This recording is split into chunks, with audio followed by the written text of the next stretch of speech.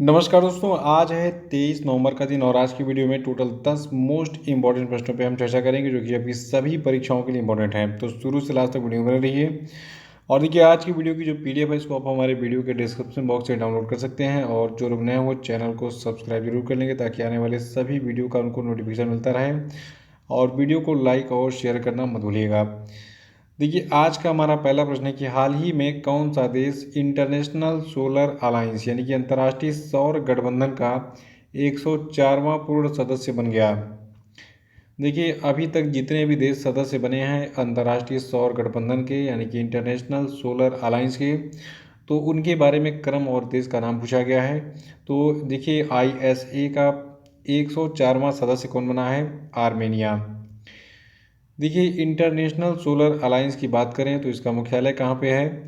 हरियाणा के गुरुग्राम में। और इसके प्रेसिडेंट वर्तमान में RK सिंह और इसकी स्थापना 30 नवंबर 2015 को हुई थी। देखिए, वर्तमान में अध्यक्ष कौन है, मुख्यालय कहाँ पे है और स्थापना को हुई थी, ये तीनों चीज़ें एग्जाम में अब तक पूछी जा चुकी हैं, तो इन तीनों को नोट कर लीजिएगा। याद रखिएगा, अंतर्राष्ट्रीय सौर गठबंधन की स्थापना कब हुई थी? 30 नवंबर 2015 को। और देखिए, इसकी जब स्थापना हुई थी तो उस समय भारतीय प्रधानमंत्री नरेंद्र मोदी और फ्रांस के राष्ट्रपति फ्रांसवा ओलांद जो है, इन दोनों ने मिलकर इसको फाउंड किया था, यानी कि इसकी स्थापना की थी। तो याद रखिएगा, अभी हाल ही में अंतर्राष्ट्रीय सौर गठबंधन का 104वां पूर्ण सदस्य देश बन गया है आर्मेनिया। और आर्मेनिया की बात करें तो इसकी राजधानी क्या है? येरेवन है। और आर्मेनिया की करेंसी है आर्मेनियन ड्रम। आर्मेनिया की ऑफिशियल लैंग्वेज है आर्मेनियन। और यहाँ की जनसंख्या बहुत ही कम है, 27.8 लाख केवल यहाँ की जनसंख्या है। और यहाँ के प्रधानमंत्री आर्मेनिया के निकोल पाशिन्यान। और आर्मेनिया जो है आपका एशिया महाद्वीप में स्थित है। दूसरा प्रश्न है कि हाल ही में किसे बांग्लादेश का मुख्य चुनाव आयुक्त नियुक्त किया गया? देखिए, बांग्लादेश से संबंधित जितने भी मैं प्रश्न आपको बताते रहूँगा उसको नोट करते रहिएगा, क्योंकि देखिए, अभी हाल ही में बांग्लादेश में तख्ता पलट हो गया था। जब तख्ता पलट हुआ तो उस समय शेख हसीना वहाँ की प्रधानमंत्री थी, लेकिन उनको देश छोड़कर भागना पड़ गया था। और काफ़ी ज़्यादा हिंदू मुस्लिम दंगा हुआ, मुस्लिमों पे सॉरी, जो हिंदू थे माइनॉरिटीज़ थे, ईसाई वगैरह बहुत थे, तो उन सभी को मुस्लिमों ने कहा कि या तो तुम इस्लाम अपना लो या तो तुमको जान से मार देंगे। तो कुछ इस प्रकार की घटनाएं देखने को मिली सोशल मीडिया पे। तो वो एक इंटरनेशनल मुद्दा बन गया, पूरी दुनिया में इसकी आलोचना हुई कि भाई जो भी माइनॉरिटीज़ हैं उनको समान अधिकार देना चाहिए वहाँ पे रहने का और जीवन जीने का। तो ये मामला देखिए धीरे धीरे अब शांत हो रहा है। और अब जो है बांग्लादेश में फिर से नई सरकार बनानी है। तो सरकार बनानी है तो उसके पहले चुनाव भी कराना पड़ेगा।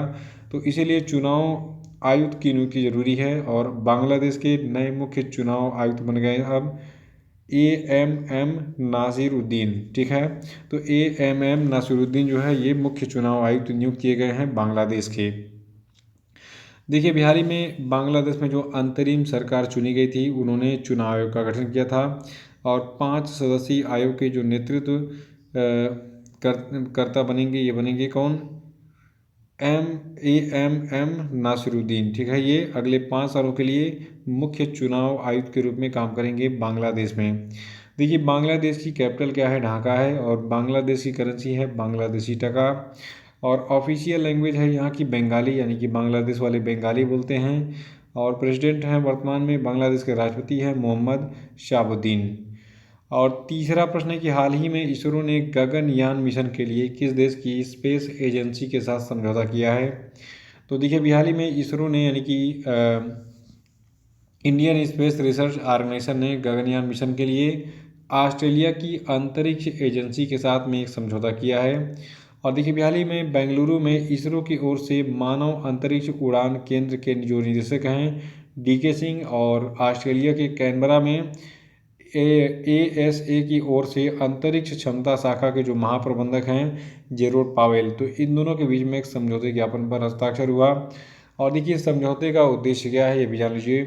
देखिए, इसरो और ऑस्ट्रेलियाई अंतरिक्ष एजेंसी ने हाल ही में गगनयान मिशन के लिए चालक दल और मॉड्यूल रिकवरी पर सहयोग के लिए ये समझौता किया है। किस लिए किया है? चालक दल और मॉड्यूल रिकवरी पर सहयोग के लिए। ऑस्ट्रेलिया की थोड़ी सी बात कर लेते थे कि ऑस्ट्रेलिया की राजधानी कैनबरा है। और ऑस्ट्रेलिया की पॉपुलेशन है 2.66 करोड़। और ऑस्ट्रेलिया के वर्तमान में जो गवर्नर जनरल हैं इनका नाम है सैम मोस्टिन। और अगला प्रश्न है कि साल 2025 के खेलो इंडिया यूथ गेम्स और पैरा गेम्स की मेज़बानी कौन सा राज्य करेगा। तो देखिए 2025 का जो खेलो इंडिया यूथ गेम्स है और पैरा गेम्स है, इसकी मेज़बानी बिहार करने जा रहा है। देखिए बिहार सबसे पिछड़ा और सबसे गरीब देश राज्य था, लेकिन अब धीरे धीरे बिहार में इम्प्रूवल हो रहा है, क्योंकि बहुत सारे गेम्स अब बिहार में कराए जा रहे हैं। देखिए साल 2025 के प्रतिष्ठित खेलो इंडिया यूथ गेम्स और खेलो इंडिया पैरा गेम्स की मेज़बानी बिहार राज्य करने जा रहा है। और देखिए बिहार में भी हाल ही में गेम हुआ था, जो मैंने कल के वीडियो में बताया था। बिहार के राजगीर में महिला एशियाई चैंपियंस ट्रॉफी का सफल आयोजन किया गया था। आपको बताना है कि जो महिला एशियाई चैंपियंस ट्रॉफी था हॉकी का, तो इसका विजेता कौन था ये बताना है। नहीं पता तो कल का वीडियो देख के उसको रिवाइज कर डालिएगा। और अभी हम बात कर रहे हैं बिहार की, तो देखिए बिहार में खेलो इंडिया यूथ गेम्स और पैरा गेम्स 2025 का आयोजन होने जा रहा है। बिहार की राजधानी पटना है। बिहार के मुख्यमंत्री नीतीश कुमार हैं। बिहार के गवर्नर हैं राजेंद्र अरलेकर। और बिहार में टोटल 38 जिले हैं। पांचवा कि कौन सा देश अंतर्राष्ट्रीय सहकारी गठबंधन वैश्विक सहकारी सम्मेलन की मेजबानी करेगा। तो देखिए अंतर्राष्ट्रीय सहकारी गठबंधन वैश्विक सहकारी सम्मेलन की मेजबानी भारत करने जा रहा है। और भारत इसकी मेजबानी करेगा 25 से 30 नवंबर 2024 तक नई दिल्ली में। और नई दिल्ली में आयोजित होने वाले इस अंतर्राष्ट्रीय सहकारी गठबंधन वैश्विक सहकारी सम्मेलन की कार्यक्रम के दौरान जो भारत के प्रधानमंत्री होंगे नरेंद्र मोदी, ये जो है संयुक्त राष्ट्र अंतर्राष्ट्रीय सहकारी वर्ष 2025 का भी शुभारंभ करेंगे। तो आयोजन स्थल याद कर लीजिए, अंतर्राष्ट्रीय सहकारी गठबंधन वैश्विक सहकारी सम्मेलन की मेजबानी भारत करेगा, नई दिल्ली में करेगा। कब से कब तक? 25 से 30 नवंबर 2024 तक। छठवां कि मिस चार्म इंडिया 2024 का खिताब किसने जीता। तो देखिए शिवांगी देसाई जो है, इन्होंने मिस चार्म इंडिया 2024 का खिताब जीत लिया है। और देखिए शिवांगी देसाई एक 22 वर्षीय विधि छात्रा यानी कि एलएलबी की छात्रा हैं। और पुणे के इंडियन लॉ स्कूल की ये अंतिम वर्ष की छात्रा हैं। इन्होंने मिस चार्म इंडिया 2024 का खिताब जीतकर भारत का गौरव बढ़ा दिया है। अब इनको वियतनाम भेजा जाएगा। किस लिए?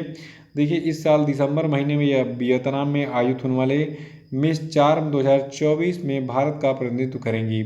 इनकी यात्रा ने बौद्धिकता, सौंदर्य और दृढ़ता का एक प्रेरणादायक उदाहरण पेश किया है, जिस वजह से इनको मिस चार्म इंडिया 2024 चुना गया है।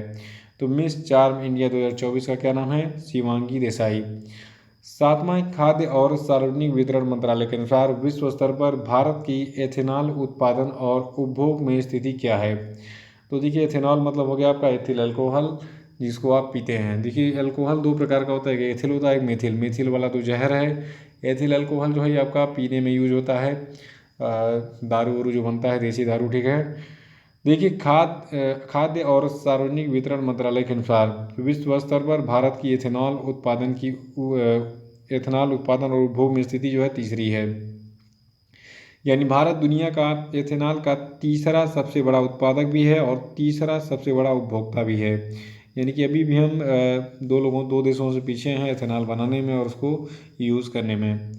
देखिए भारत एथेनॉल का विश्व का तीसरा सबसे बड़ा उत्पादक और उपभोक्ता बन गया है, जो कि मुख्य रूप से गन्ने से प्राप्त होता है। देखिए खाद्य और सार्वजनिक वितरण मंत्री प्रहलाद जोशी ने बताया कि पिछले एक दशक में गन्ने की खेती में 18% की वृद्धि हुई है, जिससे चीनी उत्पादन में 40% की वृद्धि हुई है। आठवां की राष्ट्रीय खाद्य तेल मिशन ऑयल पाम के तहत 2025 से 26 तक कच्चे पाम तेल का उत्पादन का लक्ष्य क्या है। तो देखिए अभी हाल ही में राष्ट्रीय खाद्य तेल मिशन ऑयल पाम के तहत जो लक्ष्य रखा गया 2025-26 तक कच्चे पाम तेल उत्पादन का, ये है आपका 11.20 लाख टन। सरल शब्दों में हम कह सकते हैं कि राष्ट्रीय खाद्य तेल मिशन ऑयल पाम ने अपने इस मिशन के तहत 2025-26 तक कुल 11.20 लाख टन कच्चे पाम तेल के उत्पादन का लक्ष्य रखा है। और आपको बता दें बिहार में राष्ट्रीय खाद्य तेल मिशन ऑयल पाम के तहत सतत तेल पाम खेती पर एक राष्ट्रीय स्तर की बहु हितधारक परामर्श कार्यशाला का आयोजन किया गया था। इस कार्यशाला का मुख्य उद्देश्य भारत में तेल पाम की खेती और कच्चे पाम तेल के उत्पादन को बढ़ावा देना था। और देखिए इस कार्यशाला में विभिन्न हितधारकों ने सतत प्रथाओं और राष्ट्रीय खाद्य तेल मिशन ऑयल पाम को लागू करने की रणनीतियों पर चर्चा की।